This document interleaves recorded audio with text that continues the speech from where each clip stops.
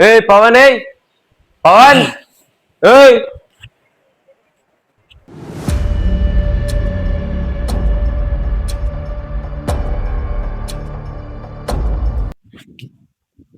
ఆయన క్షమించయ్యా నేను నీ దగ్గర నీ బిడ్డతానికి రానయ్యా నేను ఇక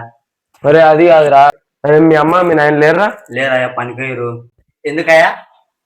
మీ అమ్మ మీ నాయన తోలుకొని రా రేపు నా బిడ్డ నుంచి పెళ్లి చేస్తా నీకు అయ్యా సరే అయ్యా సరే అయ్యా సరే అని అంటాననుకున్నావురా